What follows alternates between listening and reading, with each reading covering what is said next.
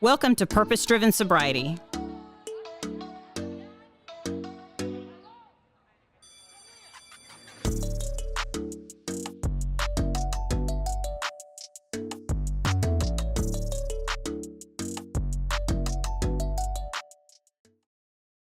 Right.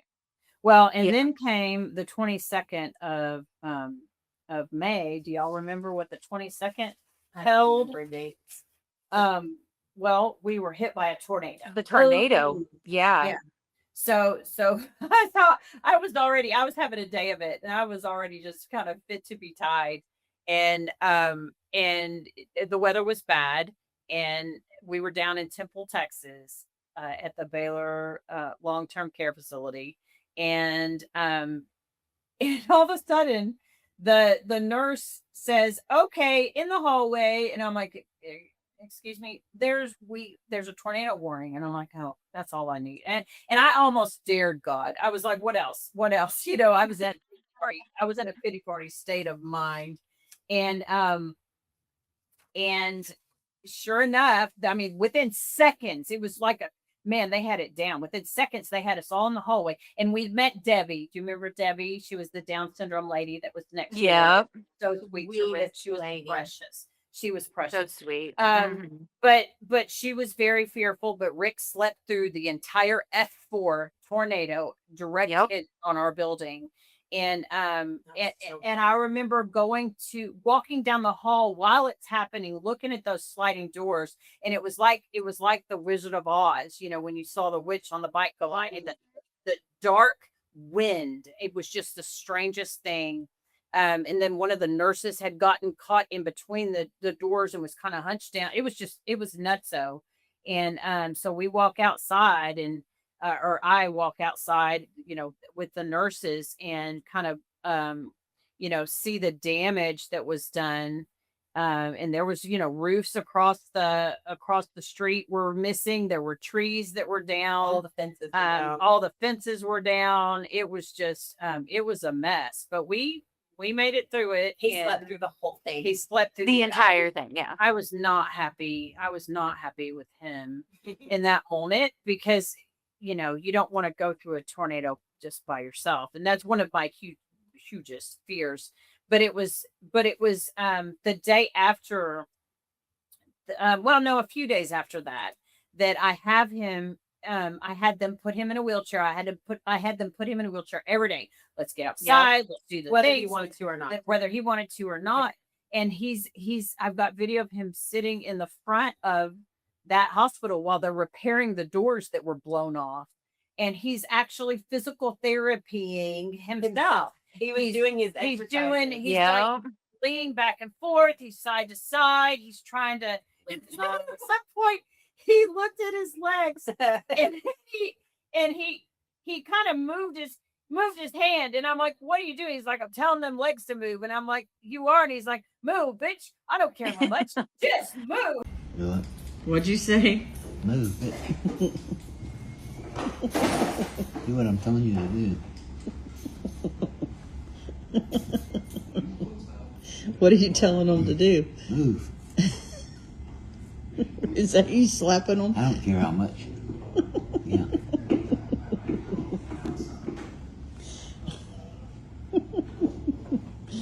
And he's like, do something. His old school humor is coming out, and it was just It was him. It was him. Yeah. But seeing that, and then the physical therapy people during the day, he would, they were like, well, he's not doing a whole lot. I'm like, but yeah, he is. You're and not they're like, pushing him. well, no, he's not. Well, and that so was where we started getting frustrated, because they're like, oh, he's tired. We're like, no, he's not. You don't want to make him do something. I don't care what it is. I had to show them this video to go, he's ready.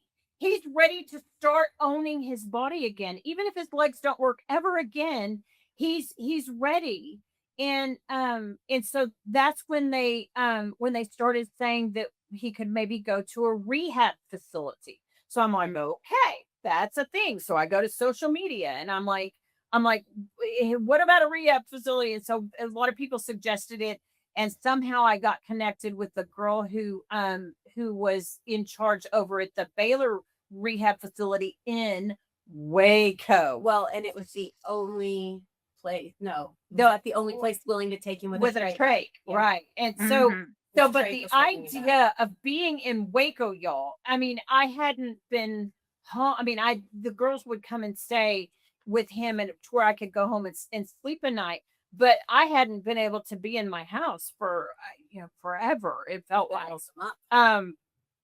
But yeah, he said, I'm thinking let's see if we can get him at a rehab.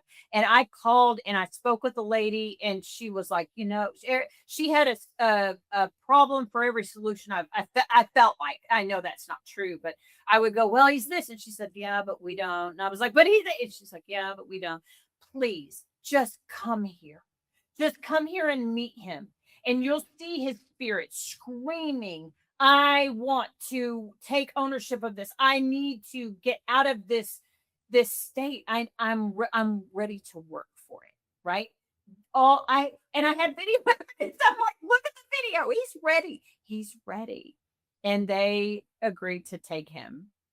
And so, and this is a rehab where you're expected to You have a work minimum of 4 hours. Three 3 hours. hours a day that you have to do some kind of rehab right. workout somehow. Right. Even brushing your teeth is considered a workout. Moving. You had to be moving and taking steps forward. Yes. Mhm. There's no laying in See, bed. there's Debbie with him where she came in and she No. came in and gave him I can't remember what she gave him, but on the 29th of May, an ambulance showed up to take us to our fourth facility. We had started in Providence. We had gone to Baylor, Dallas, then we're Baylor Temple. And now Waco was ready to take him where we lived and where we could all participate actively and full time and, in helping him to get there until May 29th. And I did, man, I made a video. I made a video following the ambulance just going, we are getting out of jail. Just the hope that I felt. Well, it felt like you could actually see the light at the end of this tunnel. Yes. That he was actually going to Mhm. recover. Yes. And His- be better. Our Even if you guys, that's okay. right. He can be in a wheelchair and still be alive and with us and good. Yes.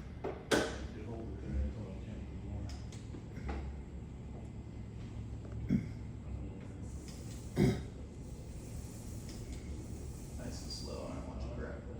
What?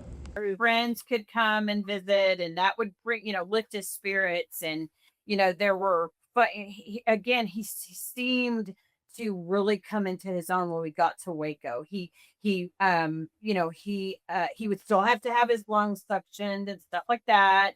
But he could speak for himself. He could speak for himself, and he would, one of the first rehab sessions was putting him in a motorized wheelchair, and I thought, oh Lord, you don't feel and so he was doing great with it. I mean, he was zipping around the hallways, and he only ran on over my feet 2 or 3 times, but we would get on the elevator and he would zippity doo dah all the way down there. You and Hayden showed up at one point and we're outside, and this is one of the videos that I have, and we're sitting there before Erica and Hayden got there, my granddaughter, her daughter, and he looked at me and he said, you don't love me? And I said, oh, well, being weird. Of course I love you. Why are you saying that? He's like, I convinced of it now. You don't love me. And I'm like, why would you say such a thing? And he said, you won't pick my nose. Well, because he couldn't pick his own nose, y'all. It actually and And I'm like, this was actually like a big problem for him. I'm Like that "You're- was like, you're right. If that's what you think love is, then I don't want to love you because I ain't doing it." And then here comes Erica and Hayden. She sticks her fingernail out. She's like, "Where is it? Here, I'm like 10-year-old shoves her finger up his nose and tells her G Diddy. It was so She stupid. was pushing him around in the wheelchair. But he started to get very, very forgetful, in that he would ask us all the time, why am I here? What happened? When can I go home? Why can't I have water? Where's my cell phone? and it's where I want my cell phone. But he was still at the same time making jokes where he wanted to put his arm, when you're laying in a hospital bed, there's the chair, the bed rails, you just put your arm on it. He wanted to do that. So he kept grabbing the one arm with the other arm and trying to throw it up onto the bed. Which of It's course like- you didn't have the strength to do, which just ended I up had making video a of me. I was just watching him, and I was laughing at him. And I said, "Do you want some help?" He's like, "Please." And it was just funny. And that's him saying, "You won't pick my nose." Do what? You don't love me Why don't I love you? because you won't pick my nose. Because I won't pick your nose. Are you sure? Yep. And he was all up in the video. Look at him; he's watching yeah. himself. So that we had moments of clarity, and then moments of him just being a total dingbat. As though Erica and Hayden made signs that said, Rick, read this when you wake up. You had the flu really bad. This is temporary. You're okay. You're at Hillcrest Rehab, because he kept saying, "Where am I?" You don't have your phone or card here, because he kept saying, "Where's my card? Can I have my phone?" You'll come home as soon as you get well. And it said Christine goes home to sleep at night, because I was able to, seemed like he was getting better. So I was able to go home and sleep. And then I was right back first thing in the morning. But there were signs that he could look at so that we weren't having to answer the same questions. But then he slowly, the first week of June, he slowly stopped wanting to go. They wouldn't make him go, like force him to go to rehab, but they would come to pick him up, and he would say, "I'm too tired," or I don't feel like it today. And so that started this thing where he wasn't doing what he was there to do. He was there to rehab and get out better and move forward. And he was missing more and more of the rehab sessions. And that's when they first started talking about moving him to a skilled nursing facility. We all know what that is. A nursing home. A nursing home. Yeah, A don't use language like it's a nursing home. And the idea of that made me crazy. It made me crazy. Because it's Never. if he had known, if he had known that we were even considering something like that. But I mean, the fact that I would. I couldn't. And so that's when I told everybody, I said, "I'm taking him home. If you're kicking him out of here," which they weren't. Baylor Dallas, the rehab is the best thing on the planet. They're the best people anywhere, anytime. They're wonderful. Oh yeah. But they are rehab. If you're not rehabbing, that's what you're he was here for. And he was not rehabbing. So I can't blame them. But it's like, he's not go to a nursing home. I'm taking him home. And that's when Ben, who was one of our loan officers with our mortgage company. But again, he stepped up and absolutely took over my life.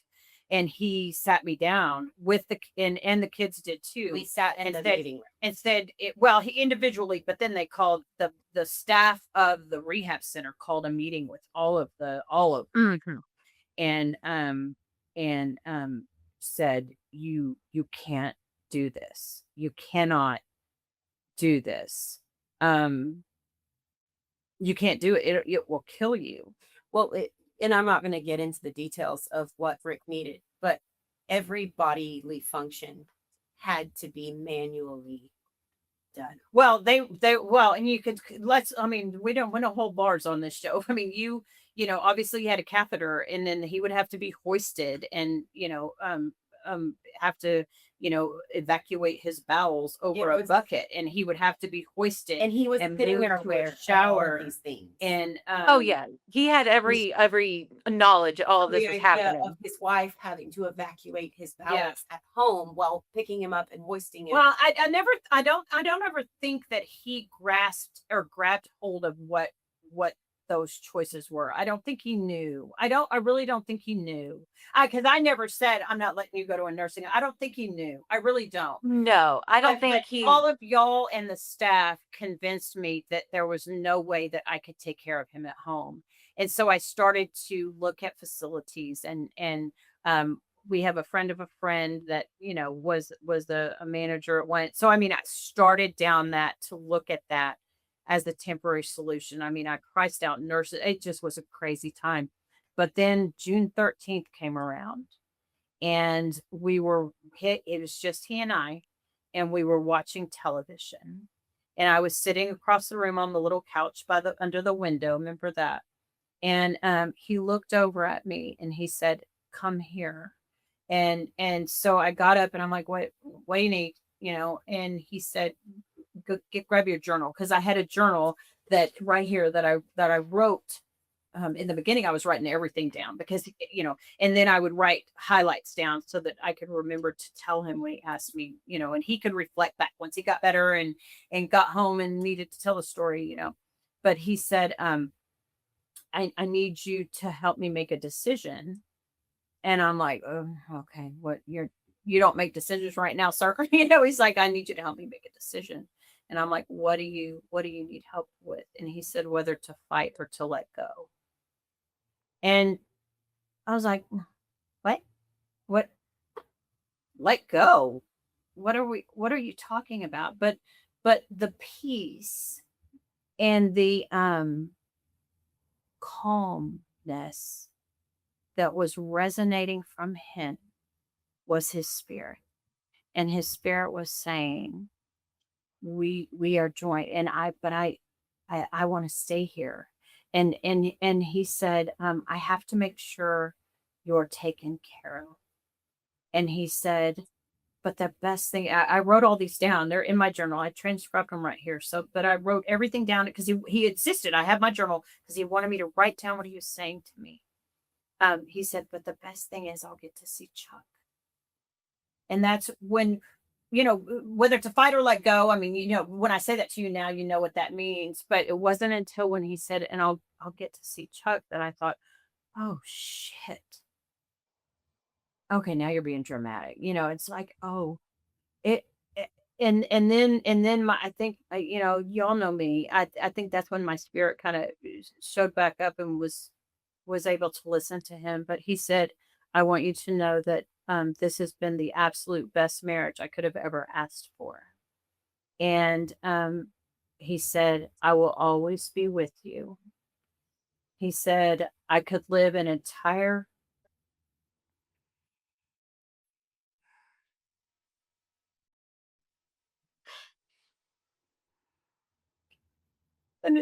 other lifetime and still not be able to show you how much I love you. And then he said, we knew that this day would come eventually. Rick was 18 years older than me, and he always had this sadness about him that he would have to leave me at some point in time. And then he looked at me in my face and he said, please marry again. And, for your husband, your best friend, and we, Rick and I, there's married, there's single, and then there's marital status, Rick and Christine. We had a marriage that was perfect. It wasn't perfect until I got sober. And then it took a minute, but the last 12 years of our marriage, we were married for 20. The last 12 of our marriage was perfect. Everybody wanted to have a relationship like Rick and Christine. But he said, I want you to marry again. And, he said, please marry again. And he said, when you do, make sure he loves you at least as much as I do. That he puts you first, that he protects your recovery, and that he is a godly, strong man. And he said, you deserve that. And he made me promise him 2 or 3 times. Please promise me. Please promise me. And he said, promise me you'll never settle for anything in your life. You have worked hard enough that you deserve good things. And I just thought, why are you saying this to me? Why? I mean, what am I supposed to do? What do you do with that? What do you even do with that? Because, he did have a little bit of a dramatic tendency at times, not as much as me, but I thought, is this real? what even is this? And on the 15th, he made the decision. And he said, I don't want to do this anymore. He had a feeding tube and was on oxygen, constant oxygen. And he had called the doctor into the room. And this was all on his own. And he said, he looked at the doctor and he said, is anything that you are doing to me, for me, life supporting? And that's when I didn't even realize, I mean, it makes sense, but I didn't realize in the moment. And the doctor said, yes. And I just kind of looked at the doctor and I'm like, what? And he said, we're feeding him And the treat. and we're giving him air. I'll just go, yeah, those were. So Rick said, if you stop those, would I die? And the doctor said, yeah, yeah. And I didn't realize. I just didn't realize. And Rick said, it looked at the doctor and said, okay, I don't want to do this anymore. And this was on 15th. And it was a weekend. And so the week is a weekend doctor. And the doctor said, okay, well, if that's the case, then we need to probably start talking about hospice. I didn't know what the hell hospice was. How was I supposed to know what hospice was? When have I ever experienced anything of hospice? Hospice, what is, I just didn't know anything. And I just didn't know anything. And that's when he asked me to call. Rick asked me to call. He said, I want you to call Ben. I want you to call Ken. I want you to call Brittany. And I want you to call Tracy. You guys were out of town. And they all showed up one at a time. And he said the exact same thing. What did he say to you, baby? So he had said that he first he said, he's like, I hope I was a good father to you. And of course, Christine, you had called me and said he's made his decision. So I had been I tried to prep you a little bit before you kind got of there. so that way I didn't walk in like and just immediately start bawling my eyes out. Yeah. Yeah. You came in so strong. You were so freaking strong.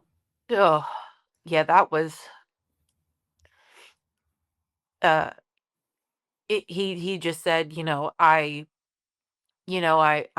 don't want to be, I want to be me. And, there were several times where, when he had finally come home to Waco, there was a point where he and I were sitting in, Christian, I think you had gone home and he and I were just sitting in there and he goes, and he starts moving around and he was still not moving. I go, what are you doing? And he goes, can you move that table closer? And I go, what table? And he goes, the table right there. I go, Pop, there's no table there. And he goes, shit. Like he was like lucid enough to know that he wasn't making any sense anymore. Thought that the pillows were made of bread. Remember that? The pillows were made of bread. He was Medicine seeing needed to be faxed to Dallas. Mm-hmm. medicine needed to be faxed to Dallas. Alex was there. Reed was there when Reed, he's like, when did Reed leave? And I'm like, oh, I don't think Reed's been here for a couple days. And he's like, he was just here. He just left. And I go, no, Pop. And so, he's like, I really just want to, I want to be me. He's like, I don't want you to have to take, I don't want to fight. I don't want to, he's like, not that he's never said this is too hard because my dad would never say that, but he was basically saying that, it's not, I'm not me anymore. And it's not fair for me to not be me. Yeah. He's like, y'all are taking care of me. And that's not something I ever wanted y'all to have to do. Well, he made the decision on the 15th. He called everybody to his bedside that next day. And that was Father's Day. And And then he's came Father's Day. yeah, that was Father's Day. And remember, he slept the whole time. He slept most of the day, and then I woke him up when I got there because I showed him. That was when I didn't like the decision. I argued it actually, and I disagreed. You were very all of unhappy you with us. Yeah. Yeah, I thought it was bullshit, if I'm being honest, and I wanted to fight all of you on it. And I had gone in and I was showing him what usually would have been very entertaining content because we had seen a George Strait concert. It's the biggest of all time. And I'm showing him pictures and videos on my phone, and he is just seeing right through it. And he was checked out.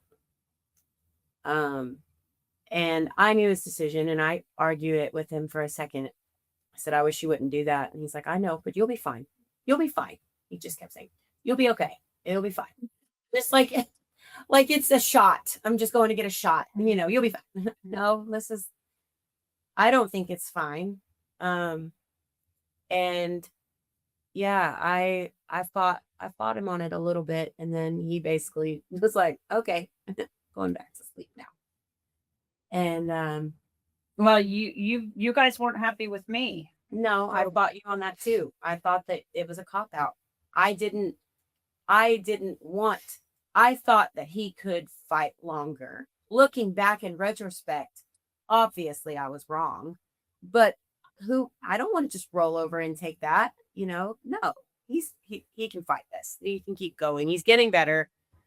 Yeah, I was not a happy camper about that at all. Well, that was on a Sunday, right? So Monday morning. So and that later that afternoon was when hospice first came to visit us in the room, and they were it sounds weird for me to go. They were delightful, but they were just so calming and just so easy to talk to, and just said, here's what will happen. And you'll need to, hospice is not there 24/7, so you'll need to have a nurse. So I steadily, luckily I have my best friend has a friend that is a nurse, and I met with her, and I tried to figure out how I was gonna, because it was what, $1,500 a week or something like that, and but we'll figure it out. I mean, we'll just figure it out. We go home on hospice. So that was on Sunday. Monday morning, bright and early, the regular doctor came in, and I'm sitting. I pulled my chair up to Rick's bed, and I was holding his hand because he had made the decision was made. We were going home on hospice. And the doctor walked in and he said, what is this I hear about y'all talking about hospice? This is craziness. We're not to that point yet. What are you giving up for? What's happening? And I look at him, and if looks could have killed, that man would have been 6 feet under. And Rick is just looking at him just like, and he said, we're not to, why are you even doing that? No, we need to get into a skilled nursing facility. And I said, he doesn't want to go to a nursing home. Well, it's not a nursing home. Bullshit. It's a freaking nursing home. Where he might get 1 hour of any type of proper. Well, and I also think it should be good to note, like most facilities that were kind of worth anything wouldn't take him with the trach at all. They would not. They said they go, unless he is breathing on his own, we will not take him, period. There is have the people, the staff. We don't have the staff or the skills to do all the stuff that we were doing with the suction and the breathing and the cleanings, and we don't have that. Well, I was so angry because, and I pray you girls, and I pray anybody listening, you're gonna probably, but I pray you never have to be in a position where you have to accept. You have to accept we're going home to die. We're going home. Don't know if it's going to take a minute or 10 years, but we're going home, and we're done fighting. And that he and I, on a spiritual level, had connected and thought, okay, we had accepted. We're going to do this. We did everything together. Just like Erica started the show talking about, we were codependent in the best way. But we were going to do this together. And then this doctor just walks in and blows it up, you know? And I walked out of his room, and I mean, I marched clear down to the social worker's office, and I can't remember exactly what I said, but it wasn't very pleasant. And I was so distraught because, you know, it just, the look I saw on your dad's face was just a, oh, am I making the wrong decision? And he had just gone through that entire weekend. He had just So I went back in there, and and it was the evening of the 16th, and I went in there, or excuse me, the evening of the 17th, after this doctor, you know, threw this bomb at us without any solution aside from get your ass to a nursing home. Essentially, is what I heard. That's not what he said. That's what I heard. And I walked into his room, and before I left for the evening to go home, I said to him, you have to make this decision. I can't make it. I support you. I always have. I have always supported you in what you felt you needed to do. You have to make this decision. And so I kissed him goodnight, and I came back the next morning, and I said, and you know, I greeted him, and I said, "Are you okay?" And he said, "Yeah." And I said, "Are you still sticking by your decision?" And he said, "Well, I just, you know." And I'm like, "Okay, that decision's made." No, because we have our entire marriage, even when I was in the throes of addiction, you know, but our healthiest part of our marriage, we had decided, if both of us, with a big decision, if both of us don't have peace, we don't move. We don't move until both of us says, we may not like it, but we have peace, right? So you don't have peace right now. We are not going home on hospice. So I started looking again at facilities, and that between the 17th and the 20th was when, and I've got video that I will, you know, obviously keep to myself, and I share with my family. I have video, and again, his spirit actively leaving and coming back. I don't care what you believe, y'all. This is not it. This isn't where we stay. This is not where we belong. I watched him put his arms out to hug. To hug someone that I couldn't see. I watched him pucker up and kiss, you know. I watched him point. He couldn't even operate his hands, but he would perfectly point. And at one point he's going, "Oh, they're gonna be here too? Is mom gonna be here? Really?" I mean, just and it wasn't just the words, his facial expressions of just, you know, shock and awe, and just in elation at times, and just talking so peacefully. And then when he would, quote, wake up, you know, at first I was like, "Man, you're having some vivid dreams." And he's like, I don't know what you're talking about. But I look at them now, and I can see where his spirit was just getting ready to leave. It was just getting ready to leave. And that Wednesday, I'll never forget it as long as I live. And it was Rick gave us a treasure when he looked at me and he said, "Friday morning, I'm going to make breakfast for our family and friends." And I said, "You ain't going to do shit. You can't even work your legs. What are you talking?" Of course, I was just being me and him, and that's what we did. And I'm like, "What are you going to cook? You know, bacon or sausage, and croissants or biscuits?" Or I was just funning with him. And he said, "You watch, I'm going to make breakfast." And I'm like, "Okay, whatever." And Brittany showed up after work that day, and she walked in the room, and she sat down beside me. And I just thank God for this memory. She sat down beside me, and I said, "Guess what your dad's going to do Friday morning?" And she said, "What?" I said, "He's making breakfast for all of us." So she starts giving him some shit. "What are you going to cook? You know, pancakes or waffles?" And you know, he's like, "Oh, I haven't decided yet, but I'm going to do it. You watch." And I leaned over to her, and I whispered to her, "You watch. He's going to try to die Friday." And we both looked at each other and kind of laughed. You know, it's like And But it was not like it was like a knowing laugh. Like we were like, yeah. yeah. Like we were both kind of like, yeah, probably. Uh-huh. Boy, we didn't know, did we? Oh goodness. So that was the 20th. Or that was the Wednesday before. That was the 19th. And then that Thursday, the 20th, was a quiet day. He watched TV. He didn't want to go to any of the physical therapy. He just stayed in his room and rested peacefully. You know, he just would wake up and we would talk, and that evening, in my true style, around 7:30, 8 o'clock, I kissed him goodnight and I said, I'll see you in the morning. And that's when things started to change that next morning.